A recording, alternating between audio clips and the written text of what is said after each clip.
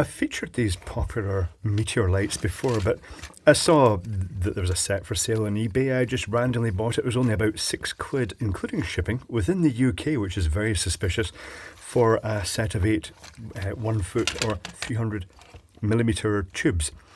And each of these, the circuitry I've already deduced is different. It runs at low voltage, theoretically. Now, in the past, I've taken a look at these meteor lights, and some of the earliest power supplies operated at mains voltage. They basically they used a capacitive dropper, so all the wiring that came out was effectively at mains voltage, and it meant that if a tube cracked off, and it's not uncommon, and fell off exposing the circuit board, then the circuit board could actually deliver a mains shock.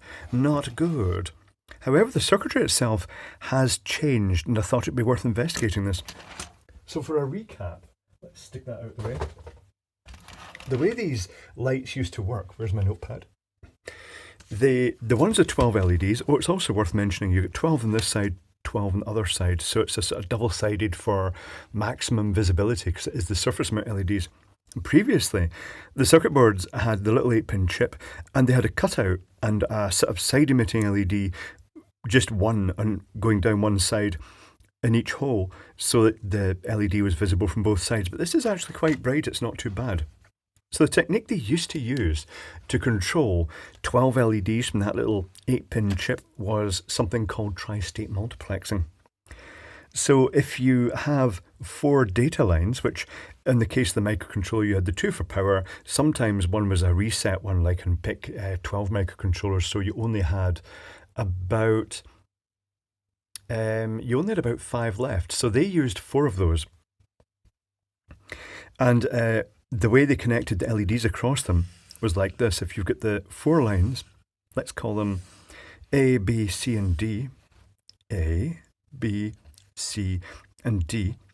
You had the LEDs connected across in pairs, inverse parallel pairs. So what I'm about to draw is a little circle. And imagine that circle that you've got an LED pointing that way and an LED pointing that way. And then they link to the rails. A couple of wee beams of light coming out the LEDs there. Badly drawn beams of light. So the first circuit would be that pair connecting between A and B. Then there'd be another pair connecting between B and C. And there'd be another pair connecting between, that was B and C, C and D. But there'd also be a pair connecting between A and C. There'd be a set connecting between B and D.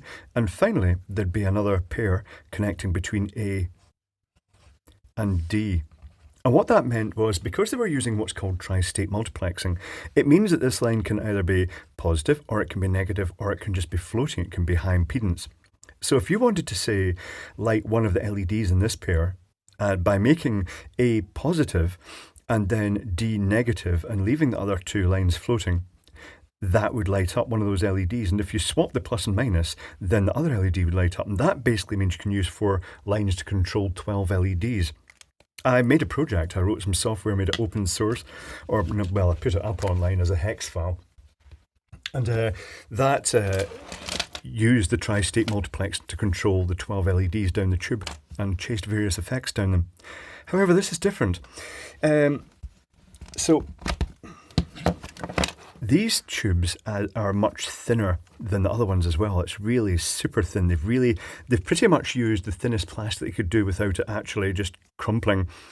And if I just gently squeeze the top, it should break the glue seal, which is usually never that great anyway. And the chip does have a number, which is rare. It's not usually got a number. 5075B 180717. I'm guessing that 180717 is going to be a sort of date code, but the other number is the one that really matters here. But I'm guessing that because this is so ultra mass produced, that they probably just use a custom chip. I think it's probably a microcontroller, but it's just been mass programmed in bulk for this application, because it is pulse width modulating LEDs to give that sort of transition as it goes down, sort of starting off bright and then trailing away. Another thing I've noticed here looking through the plastic tubing, tracing it down. Actually, you know what? I'll take a picture of this, the end of it, the important bit, and then we can take a closer look at the circuitry and then reverse engineer it.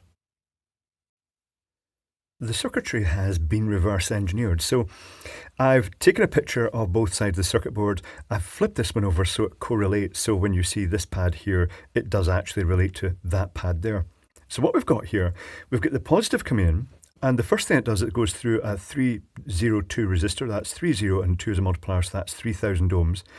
And there's a missing component here, which I reckon was either a Zener diode. Some people prefer Zener, some say Zener, to cap the voltage, or it could have been a capacitor, but they've left that off simply because they probably didn't need it. And also, I've found the past myself using a microcontroller, a very simple circuit, that if you use a capacitor, it can actually just keep the chip from fully resetting if the power goes off and then on again briefly.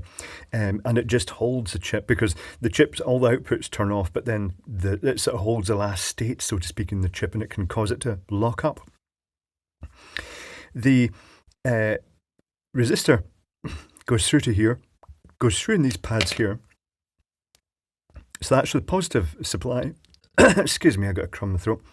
Goes through to here, goes down to here, which is actually under here somewhere, and then goes to the positive connection of the chip.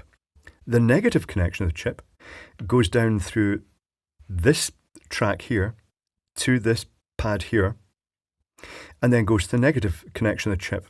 The positive also goes down via this track here to this pair of diagonal pads here.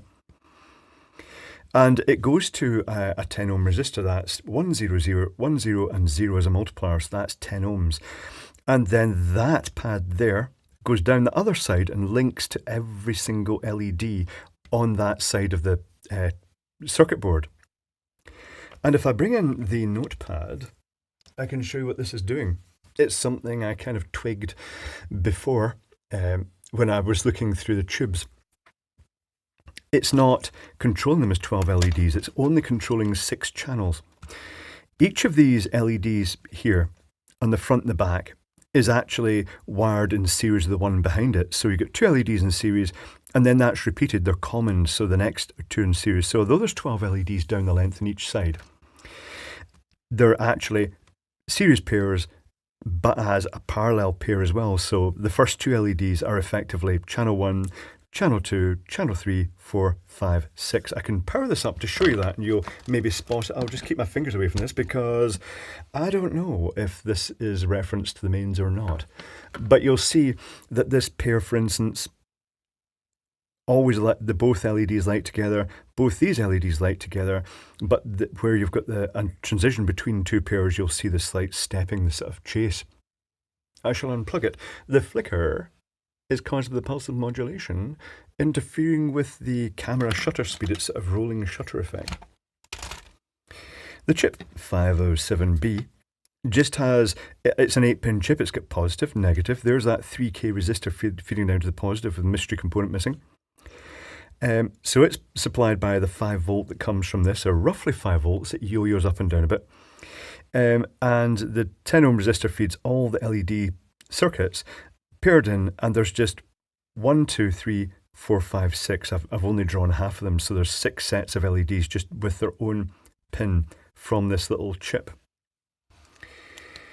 And that leaves, it's a very simple design. It makes the circuitry very simple. It makes the software very simple.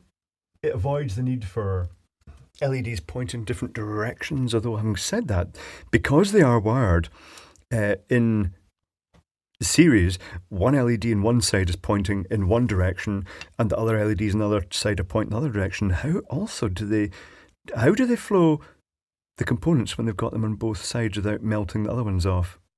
That's quite tricky. The power supply. We've had dodgy power supplies in the past. We've had the ones that basically are referenced to mains voltage. Let's zoom back out here. So I'd like to see what's in this. I'm not sure how easily it's going to come apart. Let's get the spudger into it. Normally there'd be screws down here that you'd undo a screw and then it would hinge up, but I don't see that. I think it's just friction fit. So let's get the spudger into it. and see what we can get here. I may have to pause if this turns out to be too hard to open. Things are not looking promising so far.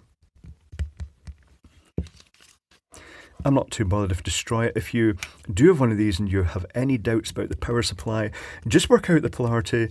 And one of the safest ways to do that, I should also mention, that little resistor, the 3K resistor, has a couple of functions. If you connect the polarity the wrong way around, the circuitry in here will effectively be the form of a diode. It will short out, and if there's no current limiting, it blows the chip. By putting this high value resistor in here, which is only supplying power to the chip, it protects the chip from reverse polarity, theoretically. That's what I did in my design as well. Right, tell you what, I'm not really having much luck here. I shall pause 1 moment, please. The vice of knowledge knows all. The vice of knowledge has opened this up to reveal, well, the vice of knowledge and the end of the pliers smacked off for extra enlightenment, shattered at the loud tinkly bits. I'm not sure where they've all gone. I don't think the case will be going back together too easily. Though it doesn't, it looks fairly intact. Those little bits have gone there. Right, so what we've got in here, we have one of these fairly common generic little power supplies. Is it fully charged? Let's stick the finger across it. No, I didn't get a shock, so it's not fully charged. Right. Okay. This is based on a little chip here. Is the chip going to have a number? Oh, that's annoying. It's not a dedicated microcontroller this time. It's just an anonymous chip.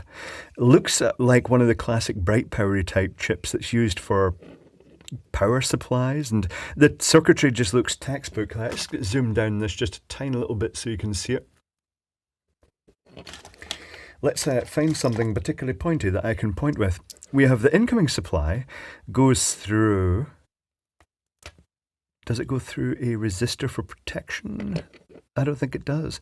It goes straight to the bridge rectifier then. Does it really? Is there not a resistor there? No. Okay. Why? Is that... Oh, right, okay, I don't think they're connected. Right, okay. I'm just rambling here. Right, okay. The incoming supply goes to the bridge rectifier. It looks as though it goes straight to the bridge rectifier, comes out, goes to this capacitor, 2.2 megafarad, 400 volts, how generous. It's then got the switching chip, and what looks as though it could well be I'm not sure if that is the situation. I'm just going to probe this out. That's the best bet. Okay, it turns out to be a little bit more sophisticated than I was expecting. The anonymous chip does look kind of like a bright, powery type chip. Not sure what it is.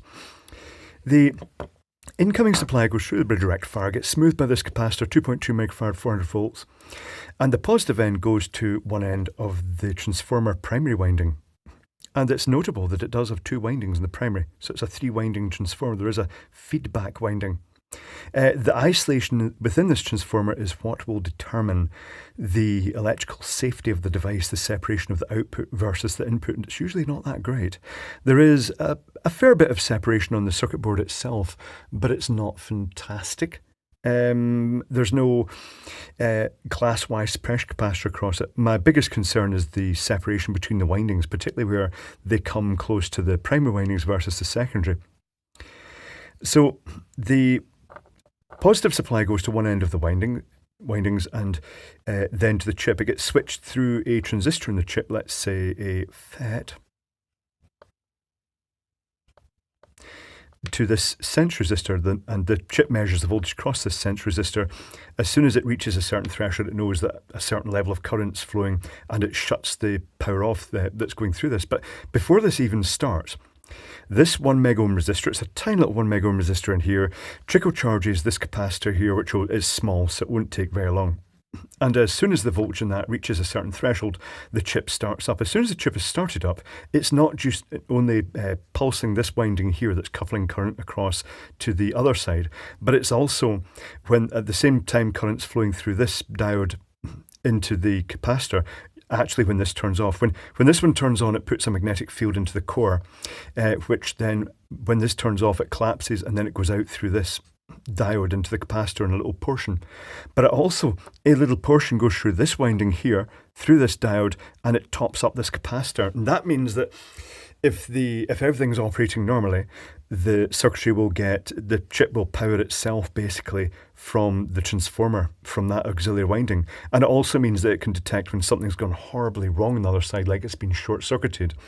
It won't induce any sort of, because if that was short-circuited, it would be clamping the voltage down. That would be echoed in this winding, and it means that the capacitor wouldn't be topped up and it would gradually discharge, because this resistor here can't keep it running. Gradually discharge till it cut off, and then it would do that thing where it goes blink, blink, blink, and it just keeps pulsing, the hiccuping effect. So it's actually a fairly sophisticated little PSU. All the work's done by that little 8-pin chip there. That is the secret sauce. So there we go. It's not bad. It's okay for your £6. How much current does it take? I could actually check that out, couldn't I? I could check that out. Do you know, here's a little trick you can do. Let's get the bench power supply on readiness. I'll zoom back out again. I'll get this stuff out the way. There's a little trick you can do if you want to work out the polarity of this, and that is just to get a lithium button cell and just jam it between those contacts. And anything lit up? No, what about the other way around? It depends if there is a charge in this lithium cell. Oh, maybe this lithium cell isn't enough to power those. Maybe I should actually sort out my lithium cells and find decent ones. Oh, you know what? It's not high enough voltage. I am talking crap. Right, it's going to have to be trial and error then. Hold on. I've worked this out already. If that was going into that, this would be positive. So this is positive. Will I connect up in reverse polarity and we'll see if it damages it? That's what we'll do. We'll see if it works first. So I'm going to set my power supply here to 5 volts, nothing much more than 5 volts, because that is probably the limit of that chip's design. Although I did notice the voltage out that power supply floated up to about sort of 5.5-ish volts. Let's connect this to this and see if I have got the correct polarity. Right, okay, so that was the incorrect polarity. Excellent. Let's get that's the short circuit thing tested. It drew about 9 milliamps. That is very low. Oh, you know what? I wonder what voltage that thing puts out, that power supply puts out off load. That is at 5.5 volts, and it might actually be effectively a current limited power supply, detecting that feedback, because it requires just that little bit more than the 5 volts to actually make the two LEDs in series conduct. So they're nudging that. Oh, that's a bit disappointing. Do you know why it's disappointing? Let's bring the meter in and set it to voltage. That means that running these off a USB power supply or in tandem with some of the older sets might not actually work. Ah. Let's stick this in here.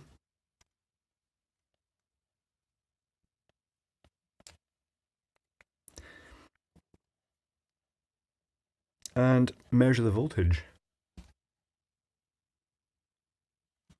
I'm not measuring voltage. Hold on, see if I can get a proper connection in here. Let's see if... why am I not getting anything out of this? Oh, you know why? Maybe I should actually stick them up the correct terminal. That would work much better. Okay, I screwed up. Okay, so this should be the positive, this should be the negative. There we go. So, right, they're very dim at 5.27, so sadly these sets are not going to work very well on a USB power supply, not unless it puts out a more generous output, because they are very dim. And the point at which they actually get up to a decent intensity appears to be just, right, okay, tell you what. Right, I'm going to pause again. I'm going to actually measure the open circuit voltage of this power supply, and then I'm going to actually measure it while it's running these. 1 moment, please. It is plugged in a precarious manner. Let's measure the open circuit voltage, 7.5 volts. Okay, and then when these are plugged in, let's work out. Let's put them in that way. Is it going to light? Yes, that is bright. That is a lot brighter. Let's probe this and see what voltage is coming out the other end now. Oh, it shouldn't. You know, it's going the open circuit that's going up to about 7 volts when they're not fully under load. It's hovering well above. It's like, I would say, you know, let's say that's about between 6 and 7 volts in general. Yeah. Okay, that's unusual. I was not expecting that. Well, that's interesting. I wonder what the maximum voltage these chips can handle is. But there we go. So the progression, I suppose. This is maybe how these are. I'm just going to unplug this now because I've got mains voltage just lying out next to me. This, I guess, is how they've moved forward. They've streamlined the circuitry design a little bit. They've streamlined the manufacture a bit because there's no through-hole components anymore, though they do have LEDs stored on both sides. And they've just mass-produced that chip, I guess. And that's it. It's just all been done to make it as cheap as possible to make these lights. And the plastic, of course, is thinner, and they're never really waterproof. They'll let water in, then they'll corrode. They're just the usual stuff, really. It has just been streamlined, but well worth taking apart anyway.